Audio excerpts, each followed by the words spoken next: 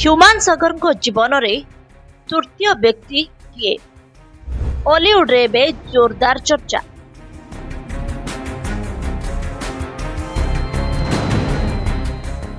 ଜଣେ ତୃତୀୟ ବ୍ୟକ୍ତିଙ୍କ ପାଇଁ ତାଙ୍କ ଘରେ ଝଗଡ଼ା ଲାଗୁଥିଲା।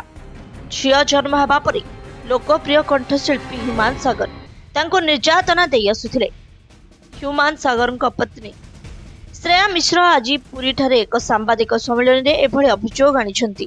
ସେ କହିଛନ୍ତି ଯେ ସ୍ୱାମୀ ତାଙ୍କୁ ମାନସିକ ଓ ଶାରୀରିକ ନିର୍ଯାତନା ଦେଇଛନ୍ତି। ସେ ମଦ ପିଇ ମୋତେ ଭୀଷଣ ମାଡ଼ ମାରନ୍ତି।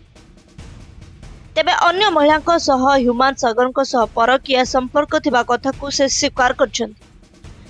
ହେଲେ ସମସ୍ୟାର ସମାଧାନ ଲାଗି ଏନେଇ ସେ କିଛି କହୁନାହାନ୍ତି। ତେବେ ଶାଶୁ ତାଙ୍କୁ ନିର୍ଯାତନା ଦେଇନାହାନ୍ତି। ଯାହା ନିର୍ଯାତନା ଦେଇଛନ୍ତି ତାହା କେବଳ ହ୍ୟୁମାନ ସାଗର ଦେଇଛନ୍ତି। ଏଣେ କେଉଁ ମହିଳାଙ୍କ ସହ ହ୍ୟୁମାନଙ୍କ ସହ ସମ୍ପର୍କ ଥିବା ଯୋଗୁଁ ଏଭଳି ଅଘଟଣ ଘଟିଛି ତାକୁ ନେଇ ଓଲିଉଡରେ ଜୋରଦାର ଚର୍ଚ୍ଚା ଆରମ୍ଭ ହୋଇଛି। କିନ୍ତୁ ଏନେଇ କେହି ମୁହଁ ଖୋଲୁନାହାନ୍ତି।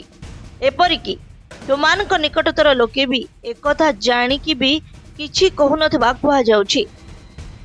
ତେବେ ହ୍ୟୁମାନ ସାଗରଙ୍କ ଜୀବନରେ ତୃତୀୟ ବ୍ୟକ୍ତି କିଏ ତାଙ୍କୁ ଖୋଜି ବାହାର କରିବା ଲାଗି ସାମ୍ବାଦିକମାନଙ୍କୁ କହିଛନ୍ତି ପତ୍ନୀ ଶ୍ରେୟା ମିଶ୍ର। ଏପଟେ ଗତ ଗୁରୁବାର ଦିନ କଟକ ମହିଳା ଥାନାରେ ହାଜର ହୋଇଛନ୍ତି ପୁଲିସ। ଉଭୟ ପତି ପତ୍ନୀ ସେମାନଙ୍କ ପରିବାର ଲୋକ ଓ ଓକିଲଙ୍କୁ ବସାଇ ଆଲୋଚନା କରିଥିଲେ। କିନ୍ତୁ ଉଭୟ ପକ୍ଷ ପୁଲିସ ଉପସ୍ଥିତିରେ ପରସ୍ପରକୁ ଆକ୍ଷେପ ପ୍ରତି ଆକ୍ଷେପ କରିଥିଲେ। ଗଣମାଧ୍ୟମ ସାମ୍ନାରେ ବି ପରସ୍ପର ବିରୋଧରେ ବୟାନ ଦେଇଥିଲେ।